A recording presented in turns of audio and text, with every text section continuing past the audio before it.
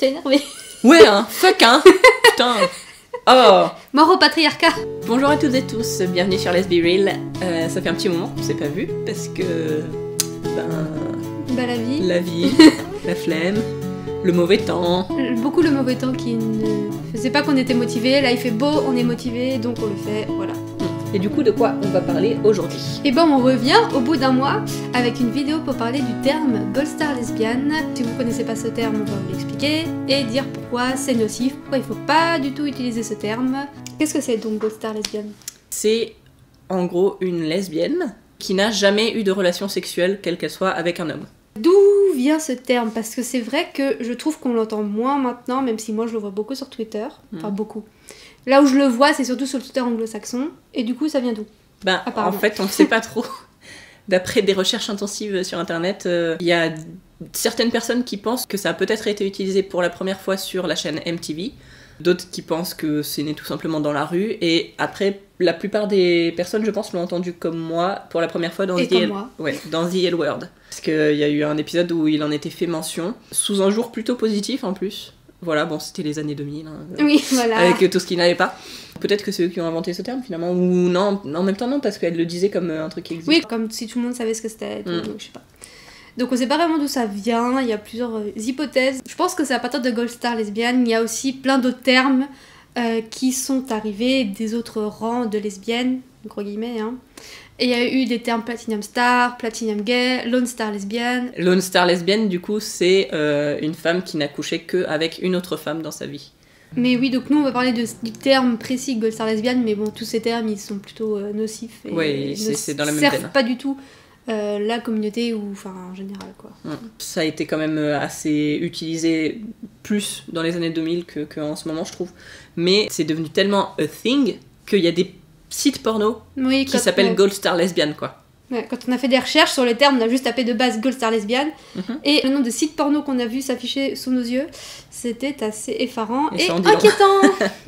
D'ailleurs, parmi nos nombreuses recherches, on a trouvé un site en fait qui vend du merchandising avec marqué Gold Star lesbienne, Gold Star gay, Double Star gay, Triple Star gay. Ça c'est sur des t-shirts, des mugs, des porte-clés, enfin quelque chose que des cartes de vœux. Des cartes de vœux. Putain. Que vous pouvez porter fièrement dans la rue. Ouais, leur descriptif il y a écrit montrez à tout le monde que vous êtes un vrai gay, une vraie lesbienne. En fait, ils font faire un test si on le souhaite pour déterminer à quel point on est Gold Star en fait. C'est horrible. Qui est le plus pur des gays? Qui est la plus pure des lesbiennes? Qui n'a jamais pensé à avoir une relation sexuelle avec le sexe opposé? Tu n'as jamais vu de pénis même à la télé, même nulle part. Voilà, t'es une vraie lesbienne triple star. Tu ne regardes pas des pénis nulle part. Qu'est-ce qu'un pénis? Ils se font de la thune là-dessus et ils encouragent les gens à se l'afficher.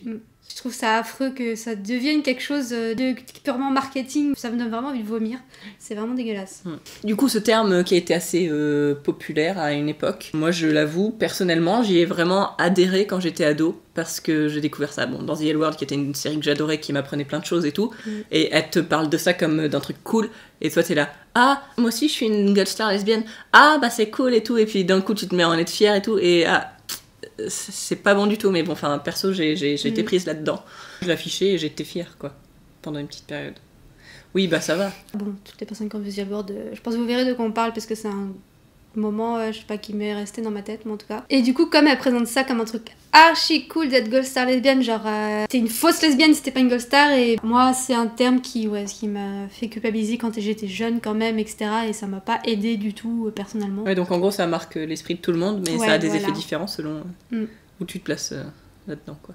Du coup, on comprend assez vite pourquoi ce terme est vraiment nocif. D'une part, ça crée vraiment une scission dans le groupe des lesbiennes, quoi. C'est les lesbiennes qui ont couché avec des hommes avant et les lesbiennes qui n'ont jamais couché avec des hommes. Et ça divise le groupe en deux, alors que si on a besoin de quelque chose, c'est d'être unis, quoi. J'ai vu des gens qui étaient en mode moi je veux coucher que avec des Gold Star lesbiennes et tout. Ça invalide vraiment l'orientation sexuelle des lesbiennes qui sont pas des Gold Star lesbiennes et ça les rejette même de c'est comme la si catégorie lesbienne en fait. Voilà, c'est comme si c'était des lesbiennes de seconde classe parce qu'elles ont déjà couché avec des hommes, quoi. C'est aussi hyper insultant envers les femmes qui, du coup, se sont cherchées parce qu'elles savaient pas spécialement, elles ont exploré leur sexualité, elles ont peut-être fait des choses qu'elles appellent des erreurs de jeunesse, on sait pas. c'est propre à chacun et ça devrait pas passer pour quelque chose qui fait de toi une moins bonne lesbienne en fait. Tout à fait, voilà. Comme nous avons écrit cette vidéo à deux, bah je vais être d'accord. Hein. Et c'est culpabilisant aussi envers les femmes qui sont en train de se chercher, qui veulent encore expérimenter. Ça peut foutre la pression aux femmes justement qui sont pas encore sûres de leur sexualité, qui pensent peut-être être lesbiennes et qui peut-être se définiront comme lesbiennes plus tard, mais aujourd'hui elles ont besoin de se chercher et de tenter peut-être avec des hommes. Elles vont peut-être pas oser du coup. D'ailleurs ça m'est arrivé à moi sur un plan personnel, à une certaine période je voulais tester avec un homme pour plein de raisons différentes et en fait ça m'a un peu bloqué. Je me suis dit mais je vais plus être une gold star lesbienne quoi. J'avais toujours cette petite partie de moi qui était un peu fière de ce titre ou qui se souvenait d'avoir été fière de ce titre quand j'étais ado et je me disais ah ouais mais du coup je vais plus être une gold star lesbienne, est-ce que c'est pas nul et tout. Un truc débile et à cause de mots comme ça on se met à avoir des raisonnements vraiment pas sains quoi. Et même sans qu'il y ait un nom dessus, c'est-à-dire gold star lesbienne, c'est vrai que même dans la communauté actuelle il y a vraiment une hiérarchisation qu'on peut voir des fois entre les lesbiennes et que les lesbiennes qui ont déjà couché avec des hommes, ah là là, bah dégage, enfin voilà. Et c'est très insultant envers les femmes qui ont été victimes d'agressions sexuelles. Clairement, cracher sur les lesbiennes qui ont couché volontairement avec des hommes, c'est nul. Mais alors, faire se sentir mal les lesbiennes qui n'ont pas eu le choix dans des relations sexuelles avec des hommes, c'est 10 fois pire, quoi. Sans parler des lesbiennes spécifiquement, c'est aussi biphobe envers les femmes bisexuelles, puisque ça veut dire que les femmes bisexuelles sont moins méritantes, et ça, bon, c'est déjà très présent dans la communauté lesbienne, il y a beaucoup de lesbiennes déjà qui rejettent les bisexuels, mais ce terme-là, c'est encore plus biphobe, voilà, tout simplement. Et tant qu'on est dans les phobies, c'est aussi transphobe, puisque ça voudrait dire qu'une lesbienne qui décide de coucher avec une femme trans qui a un pénis, c'est pas une vraie lesbienne. Donc voilà, on a un peu expliqué pourquoi ce terme et tous ses dérivés possibles étaient très mauvais pour nous personnellement, pour la communauté, pourquoi il faut vraiment pas l'utiliser, il faut vraiment qu'il disparaisse. Je pense qu'il disparaîtra jamais parce qu'il est pour toujours un peu dans The L Word. Oui, malheureusement cette œuvre va faire que ça va... Pourtant The L Word, moi j'adore, c'est vraiment... pour moi, The L Word a apporté beaucoup de bonnes choses. Mais c'est aussi problématique, sur plusieurs points. Hein. Oui. On fera d'ailleurs une vidéo sur pourquoi The L Word est problématique sur certains aspects. Parce qu'on est en train de faire un rewatch, on attend d'avoir fini le rewatch pour ça. Mais de toute manière, il y a plein de classements, on n'arrête pas de faire des classements sans arrêt pour toutes sortes de choses dans la société, pour dire toi t'es mieux que lui et moi je suis mieux que machin, et pour dire qui est plus méritant. En fait, on voudrait que ça disparaisse, mais il faudrait que tous les classements disparaissent et tous les jugements de valeur. Et ça, on est tellement loin d'y arriver que malheureusement, je pense que Gold Star lesbienne... Je sais qu'il y a sûrement plein de gens qui ne doivent pas connaître ce terme. Désolée de vous le faire connaître du coup. Désolée de vous faire découvrir, mais oubliez-le. Tout à fait. Mais voilà, je sais que de temps en temps, je le vois revenir sur Twitter. Il y a assez de rejets et de problèmes dans cette communauté. Arrêtons de se noter les unes par rapport aux autres. C'est ça. On a toutes des expériences personnelles différentes et t'as pas deux lesbiennes qui seront pareilles et c'est pas pour ça qu'il y en a une qui est meilleure que l'autre. Donc il faut vraiment arrêter et rester unis. On a d'autres choses à combattre, d'autres chats à fouetter quoi. Dites-nous si vous avez peut-être des infos sur l'origine de ce terme. Ouais, parce que c'est vrai. Enfin, on a cherché vraiment pas mal de temps, mais on n'a pas réussi à trouver vraiment quelqu'un qui disait ce terme est né ici, quoi. Bah ouais. Et puis, est-ce que vous utilisez ce mot encore ? Est-ce que vous l'entendez ? Parce que moi, je l'entends pas spécialement. J'y ai repensé parce que pendant le rewatch de The L Word, on l'a vu.